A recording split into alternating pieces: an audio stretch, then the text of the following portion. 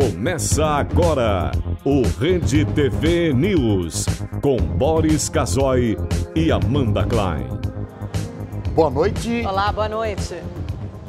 Levantamento do Tribunal de Contas da União identifica irregularidades em mais de 12 mil doações e gastos eleitorais.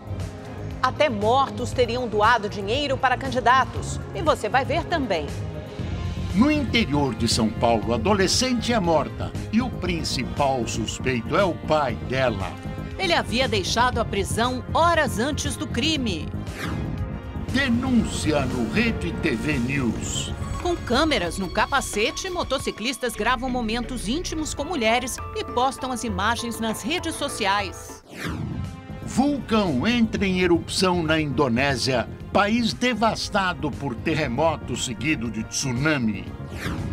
Veja também os detalhes do aguardado filme de super-heróis, Venom.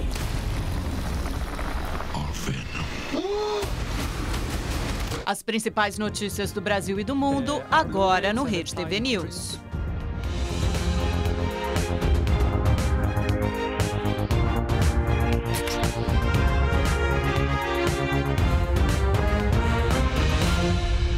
O Tribunal de Contas da União identificou mais de 12 mil casos de doações e gastos eleitorais com indícios de irregularidades.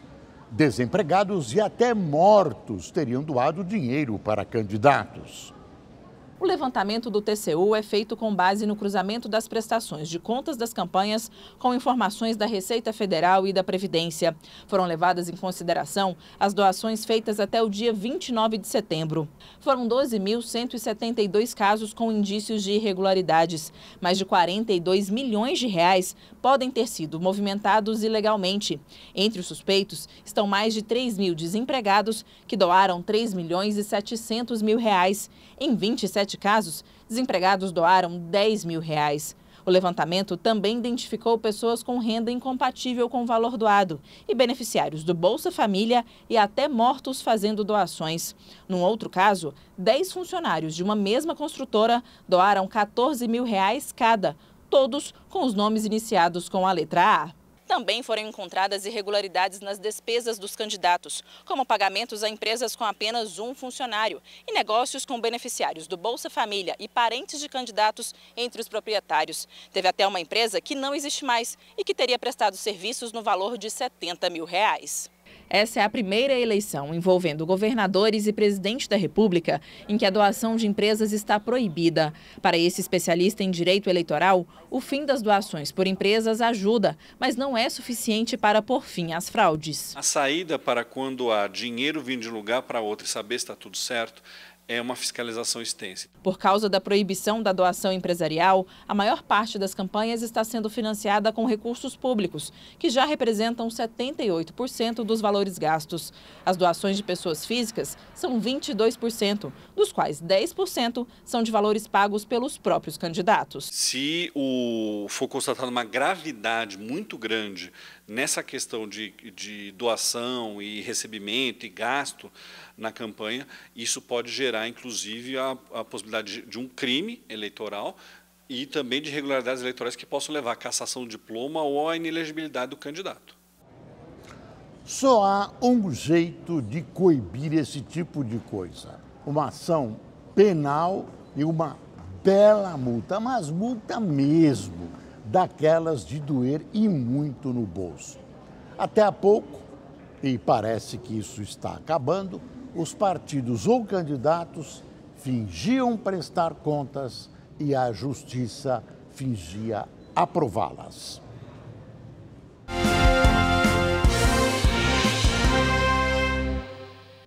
Veja agora como foi o dia dos candidatos à presidência da República em campanha eleitoral pelo Brasil. Fernando Haddad, do PT, gravou programas de campanha e deu entrevista coletiva à imprensa. Entre os assuntos, o candidato disse estar preocupado com a previdência dos estados e municípios. Muitos governos não estão conseguindo pagar a folha em função da grave crise que o país enfrenta, e nós teremos que sentar com governadores e prefeitos para repactuar o que a gente chama de previdência dos regimes próprios. a nossa prioridade vai ser repactuar a Previdência pública. Ciro Gomes, do PDT, teve um encontro com a militância de seu partido em São Paulo. O candidato disse que a eleição está aberta, mas o medo se espalhou de uma forma que ele não pode aceitar. É preciso que o povo brasileiro tenha pelo menos o direito de votar com esperança, afirmar, chega de não. É preciso dizer sim agora a quem você quer. Quem for Ciro agora é Ciro, bota a tarja, bota a bandeira no carro, bota o adesivo e vamos salvar o Brasil do precipício da radicalização. Geraldo Alckmin, do PSDB, visitou Uberlândia e Montes Claros, em Minas Gerais. Ele caminhou com lideranças e cumprimentou eleitores. O candidato defendeu a necessidade de uma simplificação tributária e disse que vai priorizar investimentos em saúde e saneamento básico. O PIS, PASEP, COFINS que o governo federal arrecada das empresas, nós vamos reinvestir em saneamento básico. A área de saúde é altamente empregadora, melhora a vida das pessoas, daqueles que estão doentes, dos idosos, enfim, tratar bem com tecnologia e de forma humanizada. Marina Silva, da Rede, visitou a Saara, tradicional comércio popular do Rio de Janeiro. A candidata conversou com comerciantes e defendeu a criação de empregos que tem uma repercussão grande no comércio. Ter um projeto de país que recupere credibilidade para poder retomar os investimentos internos e externos é a condição para que o país volte a crescer e poder melhorar a qualidade da vida das pessoas, do comércio, em todas as áreas. Vamos ver agora como foi a agenda dos demais candidatos à presidência. João Amoedo, do Novo, fez caminhada pela Rua 25 de Março, tradicional centro comercial de São Paulo. O candidato conversou com eleitores, tirou fotos e falou sobre suas ideias e planos de renovação para o país. Álvaro Dias, do Podemos, deu entrevista pela manhã para uma rádio de Volta Redonda, no Rio. Logo após, o candidato fez caminhada pela cidade, ouviu os eleitores e pediu a eles que caminhem ao seu lado em prol da verdade e da prosperidade. Henrique Meirelles, do MDB, se reuniu com empresários em almoço organizado pela Federação das Indústrias do Estado do Rio de Janeiro e enfatizou a importância de um voto consciente no primeiro turno. Guilherme Boulos, do PSOL, fez campanha no Rio de Janeiro. O candidato almoçou com a diretoria da União Nacional dos Estudantes e disse que é preciso tributar lucro para investir em novas vagas nas universidades públicas. João Goulart Filho, do PPL, concedeu entrevista para uma associação de rádios comunitárias em Florianópolis. Depois, o candidato visitou o mercado público, almoçou com apoiadores e fez caminhada pelas ruas do centro da cidade. Vera Lúcia, do PSTU, participou de uma roda de conversa na sede do Sindipetro, no centro do Rio de Janeiro. José Maria Imael, do DC, fez campanha nas ruas de Mauá e de São Bernardo do Campo, na Grande São Paulo. Jair Bolsonaro, do PSL, e Cabo Daciolo, do Patriota, não tiveram agenda pública. Hora de conversar com o nosso comentarista, Reinaldo Azevedo. Reinaldo, você diz aqui que tem uma recomendação médica, uma recomendação de um remédio para ajudar o eleitor a atravessar esses dias, digamos assim, um pouco difíceis, tensos, até a eleição. Eu quero que você me receite esse remédio também. Vamos lá, deixa eu ver. Pois não, Amanda, boa noite, Boris. É chá de camomila. Chá de camomila. Acalma. Que eu saiba, não tem contraindicação, mas claro, você pode conversar com o seu médico. Né? Porque o nervosismo desses dias faz com que as pessoas digam e pensem muita besteira. E às vezes é curioso, as maiores barbaridades eu tenho ouvido justamente de pessoas com curso universitário. Né? O Brasil está passando por um momento realmente muito interessante. Por que eu estou falando isso? Daqui a pouco, meu querido telespectador, a reportagem da Rede TV vai lhe dar os números completos do Ibope, nova pesquisa Ibope. Agora vai ter pesquisa todo dia, praticamente, Ibope, Datafolha. Desta feita, Bolsonaro está com 32% dos votos, Haddad com 23%, Ciro Gomes com 10%, o Alckmin com 7%, Marina com 4%. Isso no primeiro turno. No segundo turno, o Haddad deu uma melhorada. Agora ele está com 43% e o Bolsonaro com 41% no empate na margem de erro. Na segunda-feira, esse Ibope indicava 42-42. Ontem, o Datafolha deu que o Bolsonaro estava 2 pontos à frente. Por que eu fiz essa introdução sobre o chá de camomila e um pouco de inteligência? Porque começa uma onda na internet de uma agressividade escandalosa e, insisto, especialmente levada adiante por pessoas com curso universitário, não é o povão, que parte do princípio de que quando a pesquisa lhe é favorável a seu candidato, então ela é verdadeira. E usa a pesquisa para fazer campanha. Se a pesquisa é ruim, aí então ela é falsa e se trata de uma conspiração de institutos de pesquisa com jornalistas, porque os jornalistas passam a apanhar também, porque estaremos todos mancomunados com isso ou com aquilo. Vamos parar com isso. Inclusive, vamos parar com essa história de colocar pesquisa em dúvida. Porque a pesquisa ilustra e instrui os partidos.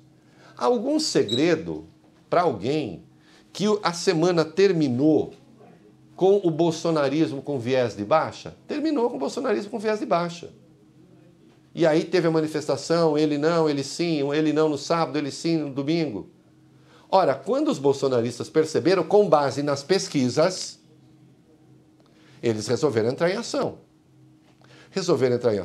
E o Ibope, que veio na segunda-feira, veio favorável a eles. O Datafolha, que veio na terça, veio favorável a eles. Os petistas perceberam que, então, havia uma inversão de vetor, quando parecia que as coisas estavam caminhando mais pró-Haddad, e aí foi a vez dos petistas entrarem em ação. Sempre com base nas pesquisas. Aí vai vituperar contra a pesquisa por quê? Ao contrário, a pesquisa instrui, a pesquisa informa, a pesquisa ajuda a fazer campanha. E não adianta depois pegar o resultado final da pesquisa e dizer, está vendo o resultado final? Porque o eleitor toma, inclusive, decisões com base nessas pesquisas. E é bom que tome. É bom que ele tenha essa informação. Bom, se ele quiser, fulano está na frente, quero votar contra ele, então vote ciclano, é uma informação a mais, é um direito que ele tem. Vamos parar com isso e vamos parar de ficar botando em dúvida levantamentos que têm rigor técnico. Até porque quem ganhar a eleição vai levar e quem levar vai governar também o outro lado. E espero, qualquer que seja, que o faça com base na verdade, não em fake news. Vamos fazer o seguinte, eu sou um ingênuo que acredita na verdade. Acho melhor do que um cínico que instrumentaliza a mentira. Boa noite, é isso aí. Vamos em frente. Chá de camomila, tá bom, Amandinha? É isso aí. Acho que eu vou precisar mais do que isso, mas posso começar com chazinho. Obrigada, Reinaldo. Boa noite. E olha, o Ibope divulgou agora há pouco, há menos de uma hora, uma nova pesquisa para a eleição à presidência da República. Jair Bolsonaro volta a subir e segue em primeiro lugar. O candidato do PSL oscilou 1 ponto para cima, na margem de erro de 31% para 32%. Fernando Haddad, do PT, foi de 21% para 23%, também é considerado uma oscilação positiva, porque fica dentro da margem de erro de 2 pontos percentuais para mais ou para menos. Já Ciro Gomes, do PDT, em terceiro lugar, oscilou na margem de 11% para 10%, então diminuiu um pouco. Geraldo Alckmin, do PSDB, passou de 8% para 7%. Marina Silva, da Rede, manteve os mesmos 4%. João Amoedo, do Novo, foi de 3% para 2%. Henrique Meirelles, do MDB, continuou com 2%. Álvaro Dias, do Podemos, caiu de 2% para 1%. Cabo Daciolo, do Patriota, manteve 1%. Guilherme Boulos, do PSOL, Vera Lúcia, do PSTU e José Maria Imael, da Democracia Cristã, continuaram sem pontuar. João Goulart Filho, do PPL, desta vez foi citado pelos eleitores, mas não pontuou. A porcentagem de brancos e nulos variou dentro da margem de erro de 12% para 11%. E a de entrevistados que não souberam ou não responderam, de 5% para 6%. Entre os candidatos com maior rejeição estão Bolsonaro, com 42%, aparece em primeiro lugar de maior rejeição. Vem logo atrás o Haddad, com 37%, a Marina tem 23%, Alckmin 17% e Ciro Gomes 16%. O Ibope também testou cenários de segundo turno. Então, no segundo turno, Bolsonaro perde de Ciro Gomes, mas empata tecnicamente com os outros 3 candidatos, Marina, Alckmin e Haddad, sendo que Haddad aparece 2 pontos percentuais na frente de Bolsonaro. Olha, as pesquisas até agora continuam registrando aquele avanço apresentado ontem pela pesquisa da Datafolha de Jair Bolsonaro, do PSL, e Fernando Haddad, do PT, praticamente estacionado no patamar considerado o máximo envolvendo a militância do partido. São votos que o PT tem sempre e aí praticamente Haddad parou. Ambos, segundo as pesquisas, estariam no segundo turno. Ambos quem? Haddad e Bolsonaro. Os demais candidatos melhor colocados nas pesquisas buscam um caminho, digamos, pelo centro, mas os atalhos continuam bloqueados. Há muitos observadores que neste quadro acreditam, eu não, que Bolsonaro pode ainda levar no primeiro turno. Na pesquisa Ibope para o governo de São Paulo, divulgada hoje, considerando apenas os votos válidos, Dória tem 32%, Scaff 28%, Márcio França tem 18% e Luiz Marinho tem 11%. Major Costa e Silva, do DC, tem 3%. Com 1% das intenções de voto, vem a professora Lisete, do PSOL, Rogério Schecker, do Novo, Marcelo Cândido, do PDT, professor Cláudio Fernando, do PMN e Rodrigo Tavares, do PRTB, Toninho Ferreira, do PSTU e Lilian Miranda, do PSO, tem 0%. Brancos e nulos representam 14% e 11%, não sabem ou não responderam. O levantamento foi feito de 30 de setembro a 2 de outubro. A margem de erro é de 2 pontos percentuais para mais ou para menos.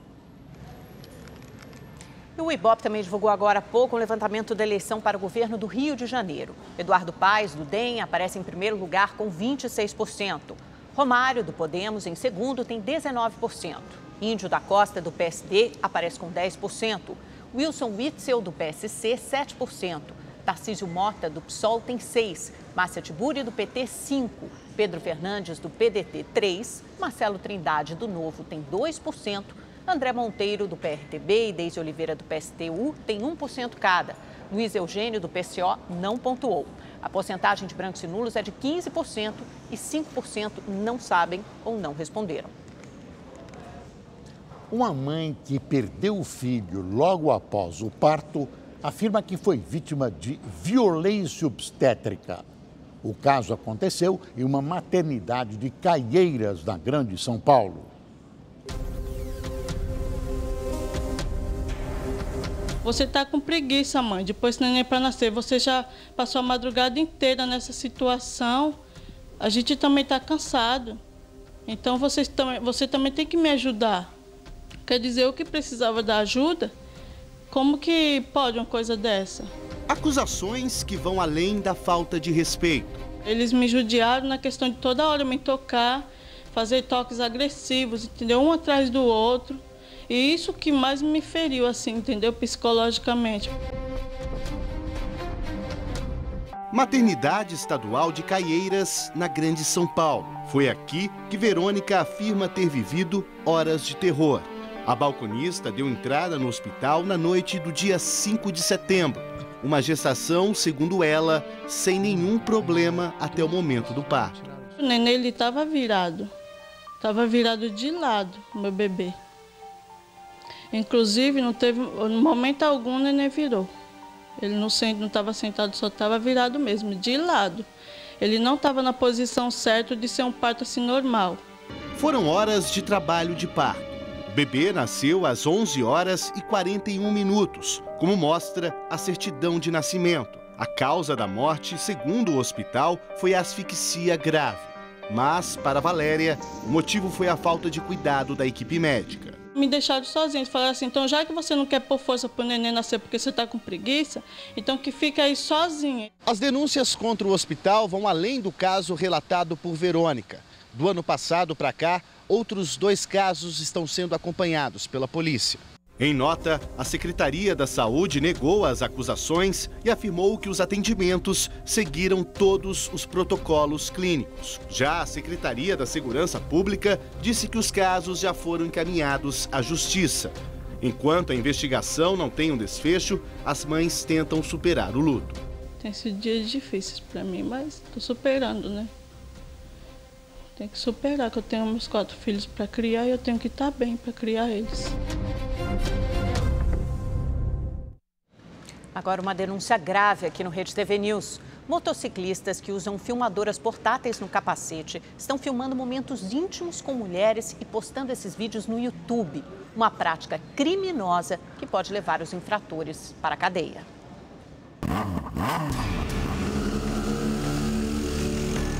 Não vai pegar ela hoje? Ai, ai, ai, saudade, hein, rapaziada? Mó tempo já, hein? Para justificar o capacete no quarto do motel, ele resolveu entrar com a moto e tudo.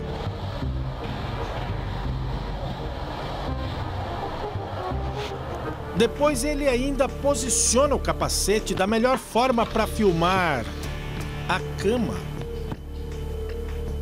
Nesse outro vídeo, com quase 430 mil visualizações, o mesmo motoboy, agora acompanhado de um amigo, aborda 2 garotas em uma praça. Depois de uma rápida conversa, elas topam sair com eles, que no caminho anunciam o destino. Falar a real pra vocês, é papo de motel. Pode ser?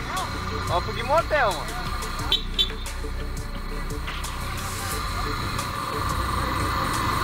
E aí, aceita ou não? Elas topam.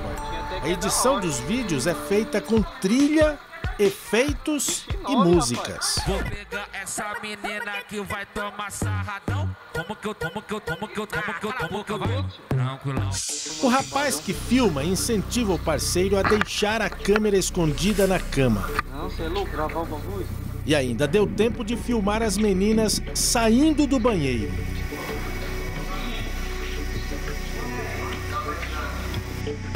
Câmeras como essas, acopladas nos capacetes, são facilmente encontradas em lojas que vendem acessórios para motocicletas. É novidade, né, mano? Hoje em dia tem nego até ganhando a vida com esse negócio aí, né, mano? Então, sempre tem novidade, né, mano? É a captação de tudo, né? Ou pra relembrar coisa boa ou ruim, né?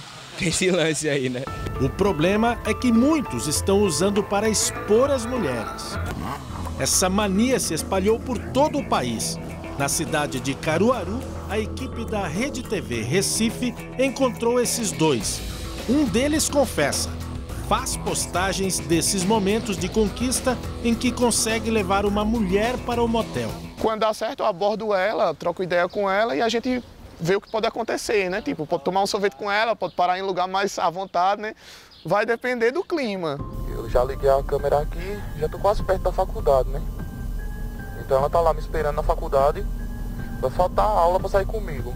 Então, vamos lá, vamos ver no que isso vai dar, né? Depois de rodar por algumas ruas, a proposta. Ah, sei lá, a gente fazer uma aventura meio doida.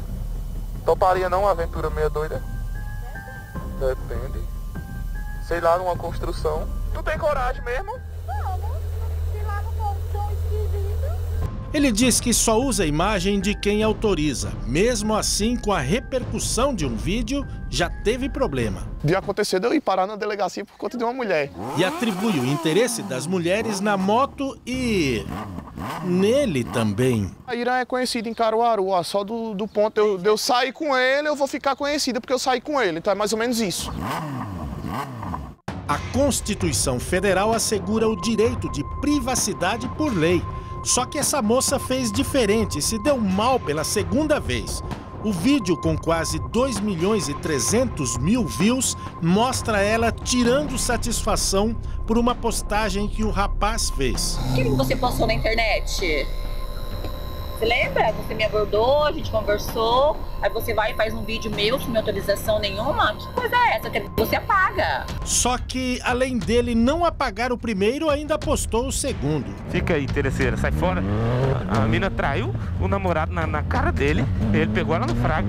Eu vou sair com essa menina, fica aí até aí, trouxa. Ainda vem mandar eu deletar vídeo, rapaz, dá licença. Procuramos o YouTube para falar sobre essas postagens. Em nota, o site disse que todos os vídeos carregados no YouTube devem estar em conformidade com as diretrizes da comunidade.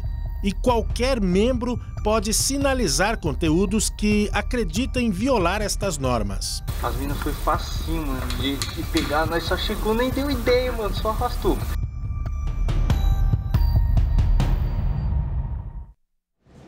Bom, vamos conversar com o nosso especialista em segurança, Jorge Lordello, que hoje está especialmente aqui para discutir essa atitude dos motoboys. Boa noite, Lordello, seja bem-vindo ao Rede TV News. E a minha primeira pergunta é justamente essa, você acha que essa atitude pode virar mania?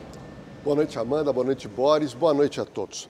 Na verdade, eu queria te contar, Amanda, um histórico dessa modalidade criminosa.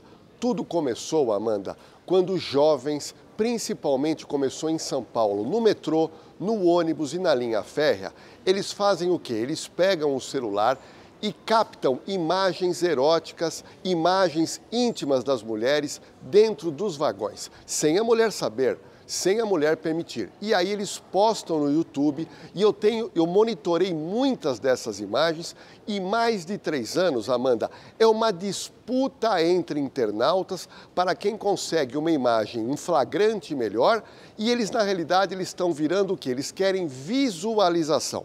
Só que isso se tornou uma febre na internet e agora a modalidade cresce. Cresce de que maneira? Da maneira como mostramos agora na reportagem. Jovens, homens estão atraindo mulheres para ir no motel, mas na verdade, além da relação sexual, eles querem fazer uma filmagem proibida, com uma câmera muitas vezes embutida no capacete ou também com câmeras escondidas, aonde a mulher não fica sabendo, ela não percebe e no dia seguinte ela acaba sabendo por terceiros que essa imagem foi propagada na internet. Isso é criminoso e eu posso te garantir, Amanda, que muitas mulheres não conseguem mais sair de casa, muitas mulheres têm que passar por tratamento com síndrome do pânico, estresse pós-traumático, pois a tradução dessa exibição é horrível para a mulher ou também para o homem como é vítima. Portanto, a gente percebe que há uma disputa entre esses homens, principalmente, para quem consegue a imagem mais picante e imediatamente postar na internet e também nos aplicativos de comunicação, assim como o WhatsApp. Lordello, importunação sexual e divulgação de cenas de estupro agora passaram a ser crime. Com essa nova lei, pode haver prisão ou ainda vale pagar fiança? Boris, eu acho que a boa notícia é a mudança legislativa que ocorreu há muito pouco, menos de 10 dias. Eu já participei aqui de diversos programas falando da chamada importunação ofensiva ao pudor, que era, até pouco tempo, uma contravenção com uma pena de multa, ou seja, a pessoa não ficava presa. Só para você ter uma noção, Boris, centenas de casos no metrô de São Paulo eram presos diariamente. E aí sabe o que acontece? O delegado tinha que fazer um termo circunstanciado e essa pessoa era liberada imediatamente. Agora, Boris, a lei mudou. A importunação ofensiva ao pudor virou importunação sexual com pena de 1 a 5 anos de reclusão. E também estas postagens sem a devida autorização das mulheres, que antigamente caía no crime de difamação com uma pena diminuta, ou seja, acabava não redundando em processo, agora não.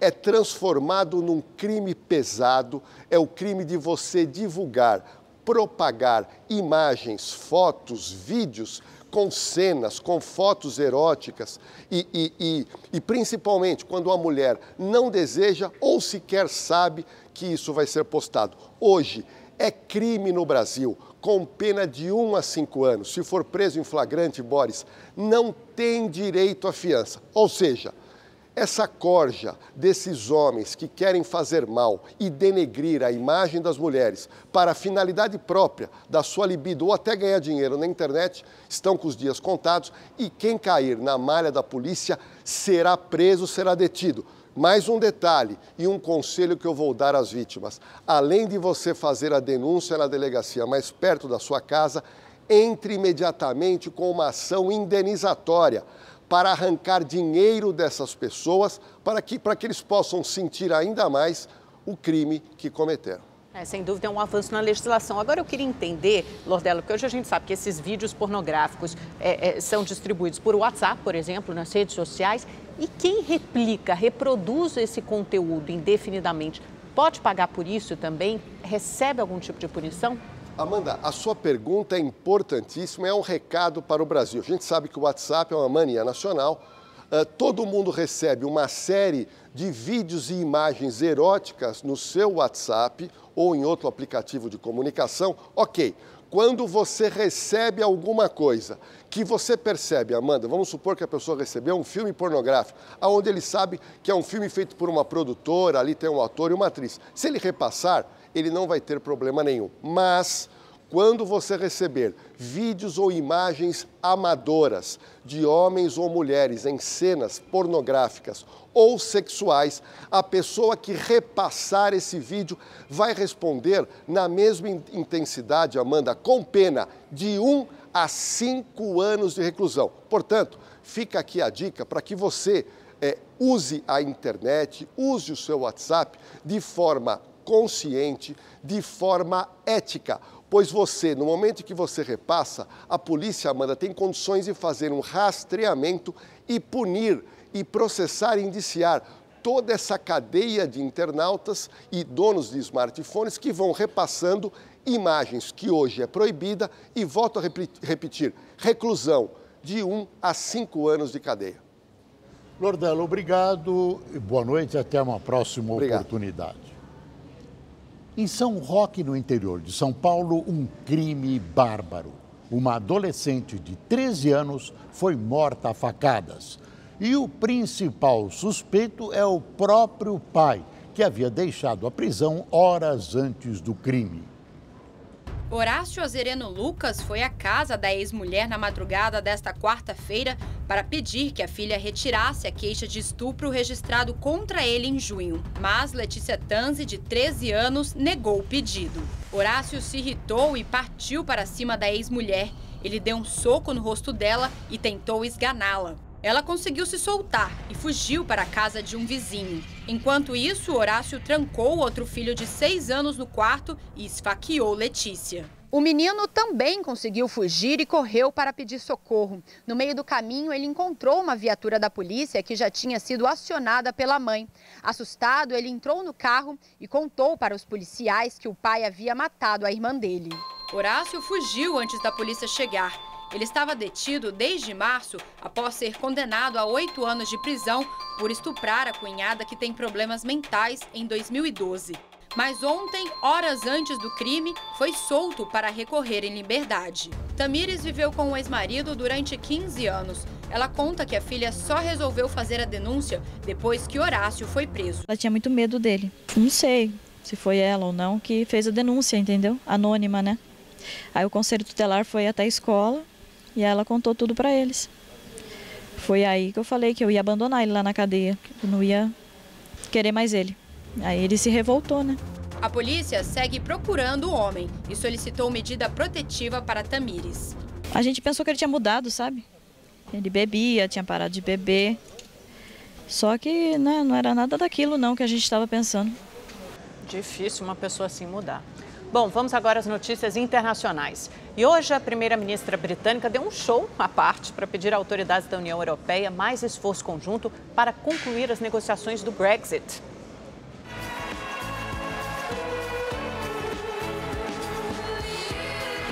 Theresa May, que é do Partido Conservador, estava bem descontraída ao tentar convencer líderes dos 28 países membros do bloco para que todos trabalhem unidos para não colocar a saída do Reino Unido da União Europeia em risco.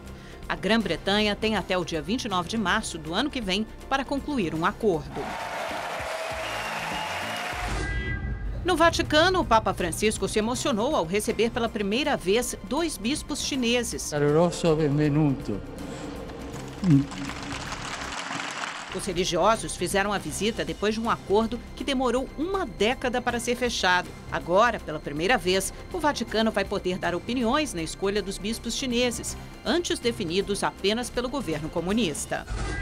E na França, um dos criminosos mais procurados do país foi preso na madrugada desta quarta-feira. Radouan Faïd é conhecido por fugas espetaculares. A última foi de helicóptero há 3 meses, quando cumpriu uma pena de 25 anos. Especializado em roubo de carros, Faïd foi preso em um apartamento no norte de Paris. Na Indonésia, o vulcão Soputan entrou em erupção hoje, assustando moradores e autoridades, 5 dias após um terremoto seguido de tsunami atingir a mesma região. A ilha de Sulawesi, que fica na Indonésia e onde morreram 1.400 pessoas e quase 3.000 estão feridas. Veja na reportagem do enviado especial ao país, Marcelo Espíndola. Segundo o Serviço Nacional de Desastres do país, a coluna de fumaça passou dos 6.000 metros de altura e pôde ser vista a quilômetros de distância. Dá para escutar o desespero de quem está no local. Apesar do pânico, não há informações de feridos por causa da erupção, que já era prevista. As autoridades pediram que a população fique a uma distância de pelo menos 4 quilômetros do Soputan. O fenômeno acabou dificultando a entrega da ajuda humanitária, que começou a chegar apenas hoje, 5 dias após o terremoto seguido de tsunami. Os sobreviventes estão famintos e, enquanto não chega a comida para todos, muitos pegam restos do lixo e dos escombros. Segundo a Cruz Vermelha, mais de 1,5 milhão de pessoas podem ter sido afetadas pela catástrofe. Mais de 25 países já ofereceram ou enviaram algum tipo de ajuda para a Indonésia, segundo o presidente do país, Joko Widodo. Cerca de 70.000 pessoas já foram deslocadas para abrigos e as buscas por sobreviventes continuam sendo prioridade. O acesso para as regiões mais afetadas nas cidades de Palu e Donggala, onde vivem mais de 600.000 pessoas, dificultam o trabalho das equipes de resgate. As autoridades disseram hoje, de novo, que o número de mortos pode subir muito, devido às dificuldades para a retirada de vítimas de locais ainda isolados. A Indonésia está localizada no Anel de Fogo do Pacífico, região com grande instabilidade geológica, onde há mais de 120 vulcões ativos. 9 em cada 10 erupções vulcânicas do planeta acontecem neste local. O alerta na região está no nível 3 em uma escala de 4. Makassar fica na parte sul da ilha, onde está Sulawesi, a região mais afetada pelo terremoto e tsunami. É quinta-feira agora aqui na Indonésia e a gente prossegue ainda hoje com esta jornada para chegarmos até Palu, a região mais afetada pelo terremoto ou mais próximo dela. As autoridades do consulado da Indonésia em Hong Kong me indicaram as principais cidades que estão dando acesso por terra até Palu e também me orientaram a não ir para Paloco, que seria o primeiro destino aqui na ilha, porque a região está tomada por criminosos e a presença de estrangeiro não é bem-vinda lá. Então vamos seguir esta orientação e vamos chegar até o local ainda hoje e trazer informações para você. Marcelo Espíndola, da Indonésia, em Makassar, para o Rede TV News.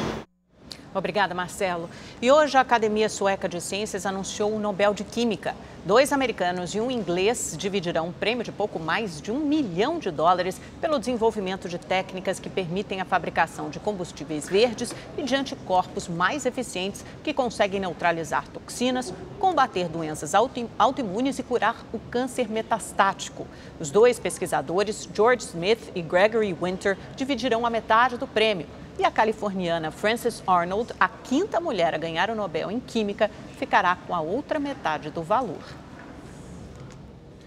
E se você quer rever esta ou outra matéria do Rede TV News, inscreva-se agora no canal da Rede TV no YouTube.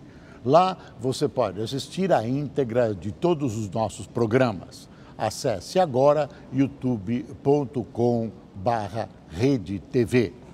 A superprodução Venom estreia amanhã no Brasil.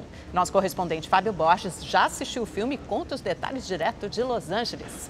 What about the allegations that you recruit the most vulnerable for tests that end up killing people? O astro Tom Hardy é o protagonista do longa. Ele dá vida a Eddie Brock, um repórter que investiga um cientista que usa cobaias humanas e alienígenas em experimentos. Human beings are disposable, like man and symbiote combined. This is the new race, your species. A vida do jornalista vira um caos após ser possuído por um parasita extraterrestre que o transforma em Venom, uma criatura superpoderosa e maligna.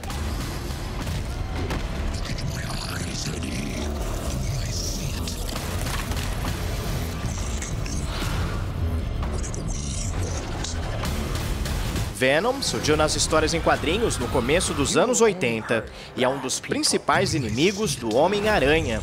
Agora, o vilão ganhou um filme só para ele, com um custo equivalente a 400 milhões de reais. A superprodução foi exibida para críticos de cinema nesta sessão especial em Los Angeles.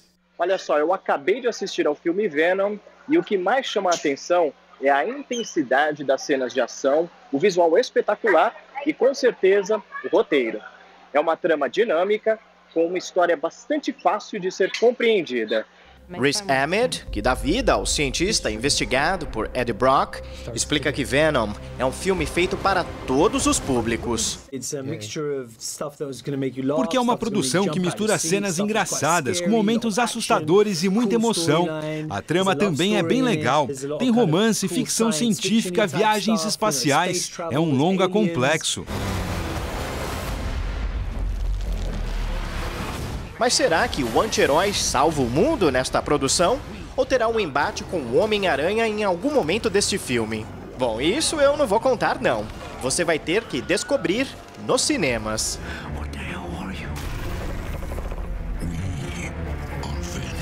Fábio Borges, de Los Angeles, para o Rede TV News. Oh, I have a parasite. E o Rede TV News termina por aqui. Boa noite. Boa noite.